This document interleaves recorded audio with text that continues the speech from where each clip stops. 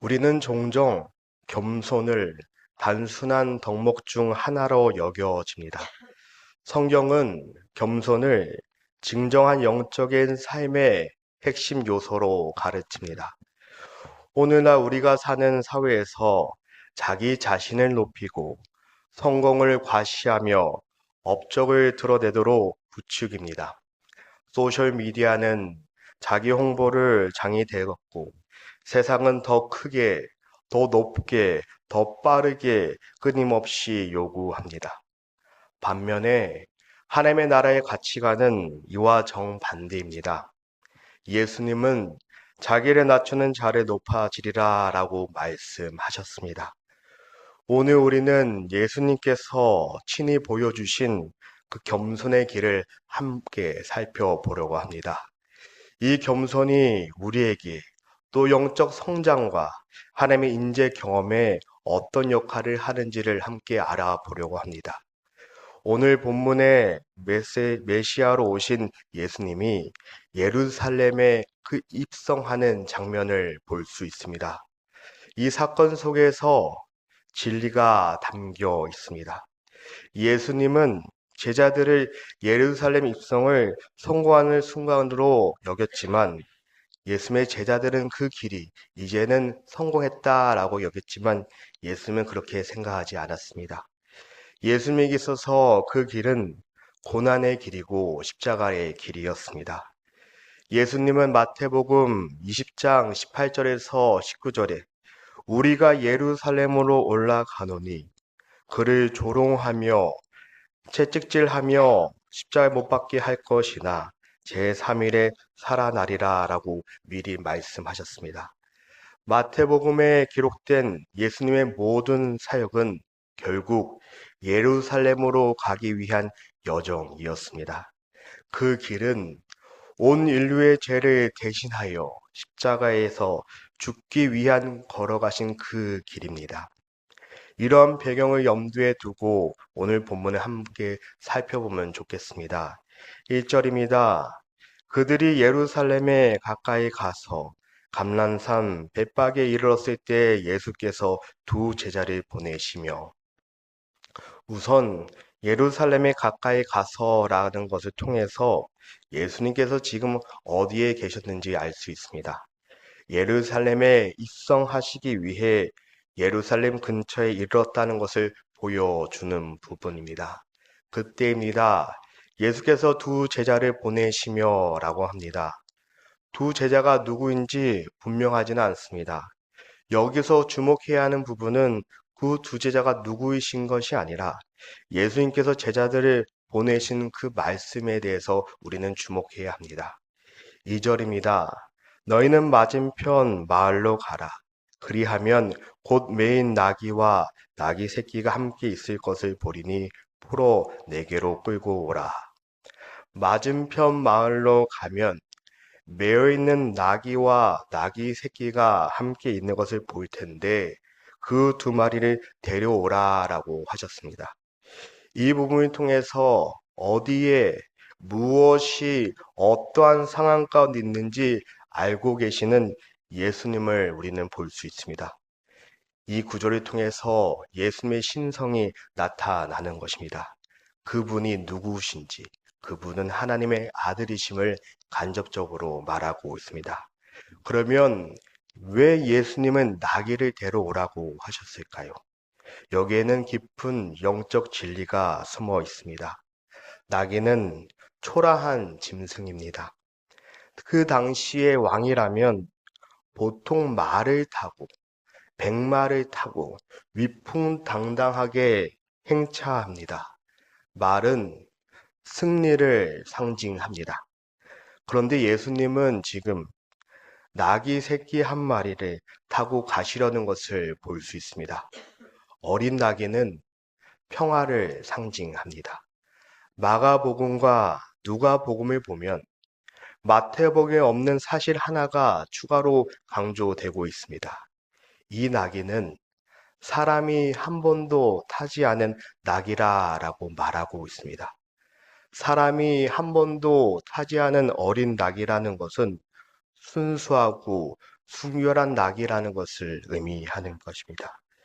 예수님은 평화와 순결을 상징하는 어린 나귀를 타시고 예루살렘으로 들어가시려고 하는 것을 볼 수 있습니다. 비록 아무도 알아주지 않고 아무도 왕으로 준비해 주진 않지만 스스로 예루살렘으로 입성하시려고 하는 예수님을 볼 수 있습니다. 여기서 우리는 다시 한번 예수님의 진정한 겸손을 볼 수 있습니다. 세상의 권력과 힘을 상징하는 말이 아니라 보잘것없는 어린 나귀를 타신 예수님의 모습은 하나님의 아들로서 모든 영광을 누릴 권리가 있음에도 불구하고 스스로 모든 것을 버리시고 낮아지시어서 겸손의 본을 보여준 그 예수님 우리는 발견할 수 있습니다. 3절입니다. 만일 누가 무슨 말을 하거든 주가 쓰시겠다 하라. 그리하면 즉시 보내니라 하시니. 예수님은 제자들에게 동네 맞은편에 가서 나귀와 새끼 나귀를 끌고 오라고 하셨습니다. 일반적으로 남의 물건을 함부로 가져오는 것은 옳지 않습니다. 알고 계시죠? 그러나 예수님은 아무 갈등 없이 이런 명령을 내리셨습니다. 혹시 누군가가 와서 왜 가져가느냐고 물으면 주님이 쓰시겠다 하라고 말씀하셨습니다. 성경에는 이 낙의 주인이 누구인지 말하고 있지는 않습니다. 어쨌든 이 나귀의 주인은 아마도 하나님을 사랑하는 사람이 아니었나 생각합니다. 어린 나귀가 어떤 상태에 어디에 있는지 아시는 예수님이셨습니다. 그 예수님이시라면 그 주인도 아시고 그렇게 명령하실 것도 미리 알고 계실 것입니다. 본문의 말씀을 이렇게 해석해야 합니다. 전혀 모르는 사람한테 가서 물건을 가져오는 것이 아니라 이미 그 사람은 하나님이 선택하셨고 하나님이 준비한 사람이라고 우리는 받아들여야 됩니다. 그래서 주님께 쓰시겠다는 말을 들었을 때 이 사람은 기쁘게 허락했던 것입니다. 그래서 여러분이 뭘 할 때 누가 막으면 주가 쓰시겠다고 하는 것이 아니라 이렇게 이해하시면 큰일 나는 것입니다. 즉시 보내니라 하시니라고 합니다. 이 부분은 예수님이 누구신지 그분의 신성을 또 한 번 나타내는 구절입니다. 예수님이 누구신지 알게 하시려는 표현으로 이해할 수 있습니다. 4절입니다. 이는 선지자를 통하여 하신 말씀을 이루려 하심이라 일러스되라고 합니다. 주님이 나귀를 쓰시겠다는 이 사건은 구약의 예언을 선취하기 위한 사건인 것을 알 수 있습니다. 특별히 이러한 부분까지 성경에서 기록하고 있는 것은 마태복음을 쓴 마태가 예수님이 구약에서 예언된 오실 메시아이심을 드러내기 위해서 사용된 부분입니다. 더불어 이 부분을 직역하면 그런데 이것은 그 선지자를 통해 그 말하여진 것이 성취되기 위하여 일어났다라고 번역할 수 있습니다. 즉, 두 가지를 알 수 있는 부분입니다. 하나는 앞절 3절까지 나귀를 둘러싼 이야기는 예수님 자신이 그 구약에서 예언한 그 메시아이시라는 것을 말씀하고 있는 부분입니다. 그리고 다른 한 가지는 그 선지자입니다. 그 선지자, 불특정한 사람이 아니라 그 선지자는 다음 쪽을 통해서 알 수 있는데 여기서 말하는 그 선지자는 스가랴 선지자를 말하고 있습니다. 5절입니다. 시온 땅에서 이르기를 내 왕이 내게 임하나니 그는 겸손하여 낙이 곧 멍에 매는 짐승의 새끼를 탔도다 하라 하였느니라. 이 부분은 스가랴 9장 9절에서 나옵니다. 우선 5절을 보고 계시면 제가 9장 9절을 읽어 드리겠습니다. 한번 비교해 보시면 좋을 것 같습니다.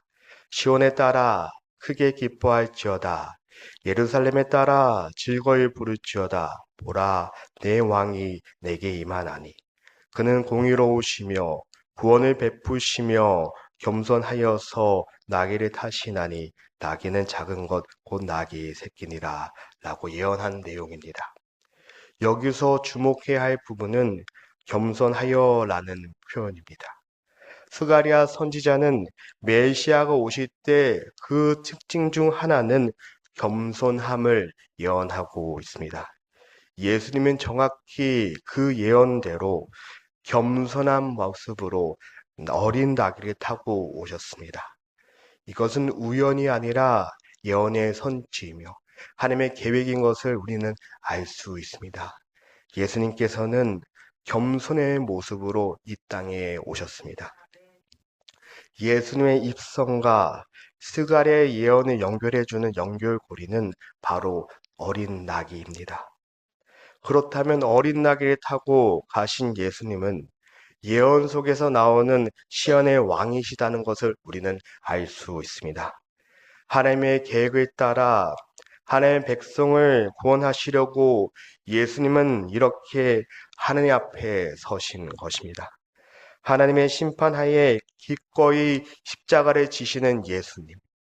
예수님은 죄인들을 위해서, 우리를 위해서 왕이 되어서 어린 나귀를 타고 입성하시기로 결정하신 것을 볼 수 있습니다. 6절입니다. 제자들이 가서 예수께서 명하신 대로 하여. 그 당시에 제자들은 예수님의 명령에 대해서 명확히 이해했는지는 잘 모르겠습니다. 아마 충분히 이해되지는 않았을 것입니다. 하지만 그들은 말씀에 순종하며 나아갑니다. 이것이 바로 진정한 순종의 모습입니다. 모든 것을 내가 다 이해하지 못하더라도 주님의 그 말씀을 신뢰하며 따르는 것을 말합니다. 일어난 순종의 태도 역시 겸손의 한 표현임을 알 수 있습니다. 내가 이해해야지만, 내가 판단할 수 있어야지만 주님의 말씀에 순종하는 것이 아니라 비록 나는 이해하지 못한다 하더라도 나의 판단은 내려놓고 주님의 뜻을 따르는 것, 그것이 우리 삶에 필요한 겸손이라는 것입니다. 어쩌면 우리의 삶에 겸손이 회복되려면 하나님의 말씀을 순수한 마음으로 믿고 따라야 되는 그 마음이 회복되어야 되지 않을까 싶습니다. 7절입니다. 나귀와 나귀 새끼를 끌고 와서 자기들의 겉옷을 그 위에 얹음에 예수께서 그 위에 타시니. 순종하며 나간 제자들은 예수님의 말씀처럼 어린 나귀를 끌고 옵니다. 이러한 일은 순종한 자만이 경험할 수 있습니다. 우리도 제자들처럼 말씀에 순종하며 나아갈 때 하나님 말씀하신 그곳에 그 은혜를 경험할 수 있다는 것입니다. 지금 그 제자들이 나귀를 데리고 예수님께 왔습니다. 예수님께서 그 위에 앉으셔야 되는데 안장이 없습니다. 그래서 제자들은 자기들의 겉옷을 벗어서 그 안장 위에, 그 나귀의 허리 위에 깔아드렸습니다. 이렇게 그들은 자기의 겉옷을 벌어서 어린 나귀의 등에 앉히는 행위는 일반적으로 왕을 영접하거나 왕의 직위를 나타낼 때 행하는 극적인 예절에 속하는 부분입니다. 그 지금 제자들이 하는 행동은 예수님에 대한 그들의 마음을 표현한 것입니다. 그것은 봉사여 헌신인 것입니다. 하나님은 우리에게 분수 넘게 헌신하고 봉사라고 하시지 않았습니다. 우리가 할 수 있는 것 중에서, 우리가 가지고 있는 것 중에서 주님을 사랑하는 마음으로 하면 된다라는 것을 말하는 것입니다. 그렇기에 지금 제자들은 안장을 구하러 가지 않았습니다. 그들은 재정적인 여유가 있지 않았습니다. 자신이 지금 할 수 있는 것, 그 겉옷을 벗어드리고 그 안장 위에, 새끼 위에 얹어 놓을 때 그것이 자신들이 할 수 있는 최선의 것을 주님께 드린 것입니다. 그 안에, 그 행동 안에 예수님에 대한 그들의 마음을 볼 수 있습니다. 이러한 제자들의 행동 역시 겸손한 성김의 모습을 나타나는 부분입니다. 그들은 자신이 가진 최고의 것을, 그 겉옷을 주님께 내어드렸습니다. 우리는 주님께 무엇을 내어드리고 있으십니까? 8절입니다. 무리의 대다수는 그들의 겉옷을 길에 펴고 다른 이들은 나뭇가지를 베어 길에 펴고 제자들이 옷을 벗어 나귀 안장처럼 깔자 이를 본 무리들도 자신들의 겉옷을 길에다 펴기 시작합니다. 요한복음에 따르면 예수님께서 예루살렘에 오신다는 소식을 듣고 많은 사람들이 마중 나왔다는 것을 기록하고 있습니다. 이 장면은 예수님을 뒤따르는 자들, 예수님을 마중 나왔던 자들이 모두 그곳에 함께 있는 것을 알 수 있습니다. 제자들이 먼저 자신들의 겉옷을 예수님께 내어드리자 그것을 본 사람들이 어떻게 따랐는지 알 수 있는 것입니다. 우리가 먼저 헌신하고 섬길 때 우리의 헌신과 섬김을 통해서 누군가에게는 도전이 되고 은혜가 된다는 것입니다. 무리들은 나뭇가지를 베었습니다. 여기서 말하는 나뭇가지는 종려나무 가지를 베어서 길에서 폈다라는 것을 말하고 있습니다. 종려나무 가지는 승리를 상징합니다. 주로 왕이 지나가는 길에 펴놓거나 흔들면서 환영하는 데 사용되었습니다. 따라서 무리들이 종려나무 가지를 길에다가 폈다는 것은 예수님을 왕으로 환영한다는 것을 의미합니다. 그들은 오랜 기간 메시아를 기다렸습니다. 이 무리들을 기다린 메시아는 정치적인 메시아입니다. 그들은 예수님이 예루살렘의 왕으로 오셔서 우리를 로마의 압제로부터 해방시켜 주시고 고통에서 자유롭게 하실 그 메시아를 기대하였습니다. 주목할 점은 이 순간에도 예수님의 모습은 사람들에게 깊은 감동을 주었다는 것입니다. 예수님은 자신을 제대로 대접하지 않는다고 분노하는 모습은 없습니다. 오히려 그 예루살렘을 바라보면서 눈물을 흘리고 불쌍히 여기는 마음이 그 마음 가운데 있습니다. 사람들은 예수의 이런 겸손하고 자비로운 모습 가운데 그 마음 가운데 감동이 있을 듯 합니다. 예수님은 환호하는 궁중들 속에서 자신의 영광이 아니라 이 예루살렘의 미래와 그들의 구원에 대한 마음에 슬퍼하시는 것이 아닌가 싶습니다. 이것이 진정한 겸손의 모습이지 않을까 싶습니다. 9절입니다. 앞에서 가고 뒤에서 따라온 무리가 소리 높여 이르되 호산나 다윗의 자손이여 찬송하리로다. 주의 이름으로 오시는 이여 가장 높은 곳에서 호산나 하더라. 예수님께서 지금 어린 나귀를 타고 예루살렘에 입성하는 가운데 예수님을 뒤에서 따르는 사람들, 예수님을 맞이하는 사람들이 어떠한 상황 가운데 있는지를 말하는 구절입니다. 일부는 환호하고 군중을 해치면서 예수님의 행진을 도왔고, 일부는 곧바로 예수님 뒤를 돌아가면서 같이 그 무리를 이었던 것을 볼 수 있습니다. 그들은 뭐라고 합니까? 호산나 다윗의 자손이여 라고 외칩니다. 그들의 외친 호산나 다윗의 자손이여 하며 뒤에서 따라가며 춤을 췄을 것입니다. 다윗의 자손은 메시아를 의미합니다. 호산나는 비옵나니 우리를 구원하소서라는 뜻입니다. 그들은 그렇게 찬양하며 외쳤습니다. 이것이 바로 그리스도인의 삶이 아닌가 싶습니다. 사람들은 운동 경기를 보면서 흥분하고 열광하는 것은 괜찮다라고 생각합니다. 그런데 예수를 믿고 기도하고 찬송하면서 흥분하는 것은 너무 감성적이다, 과한 행동이라고 말하곤 합니다. 세상 일에 흥분하는 것은 괜찮고 하나님의 일에 흥분하는 것이 안 됩니까? 어떻게 예수님을 점잖게 믿을 수 있습니까? 감정 표현을 왜 할 수 없습니까?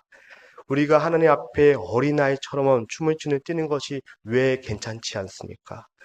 우리를 죄에서 구원하셨는데 이 땅에 오신 메시아인데 어찌 우리가 그 무대를 보고 가만히 있을 수 있겠습니까? 진정으로 예수님이 누군지 알게 되면 우리의 마음에는 기쁨과 감격을 감당할 수 없게 되는 것입니다. 이것은 겸손의 역설입니다.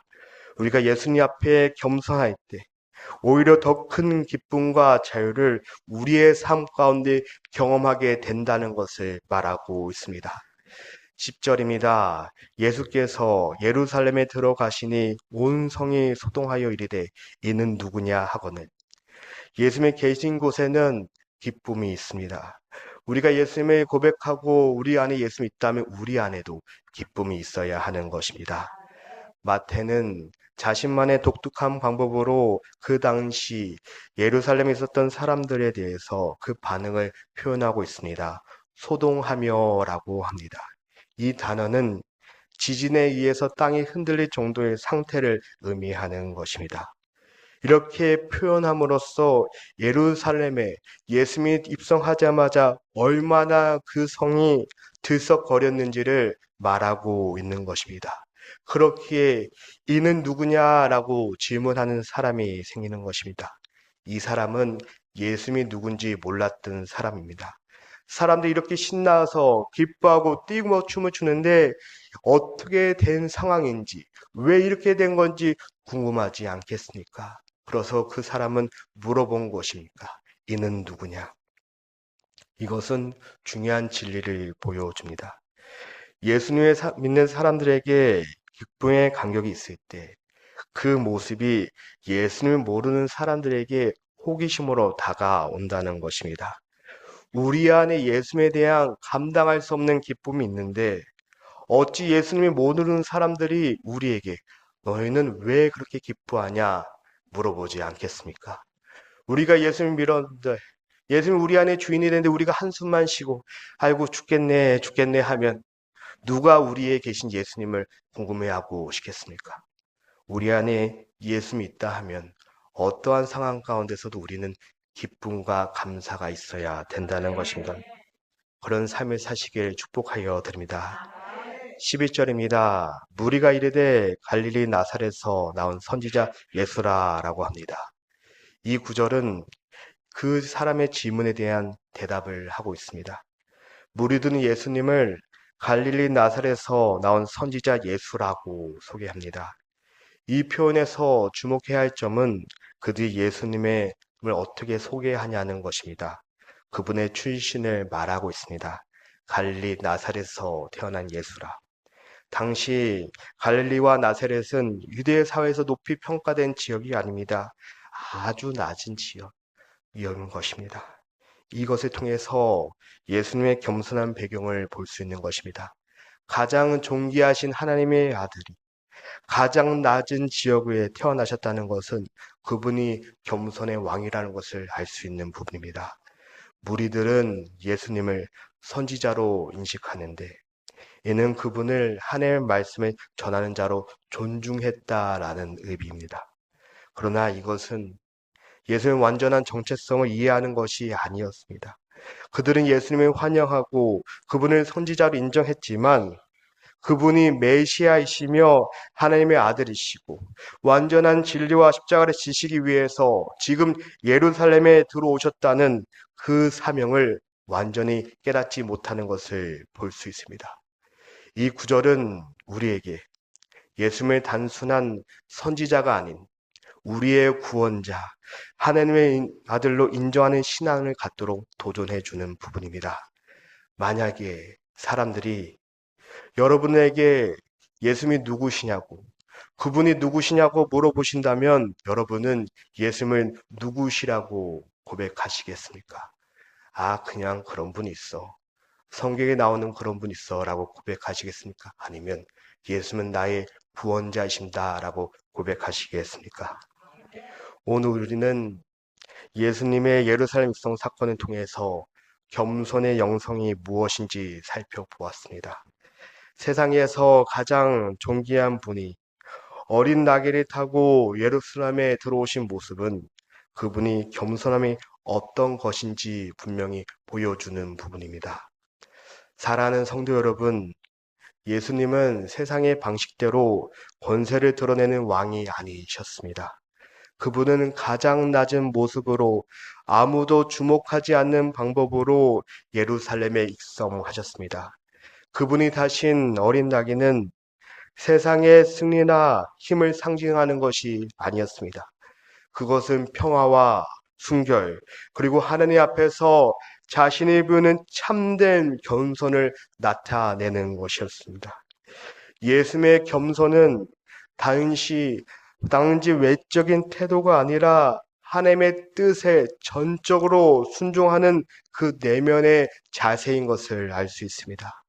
그 겸손함은 십자가의 길로 이어졌고 마침내 부활의 영광으로 완성되었습니다. 오늘 이 말씀 앞에 우리도 물어봐야 합니다.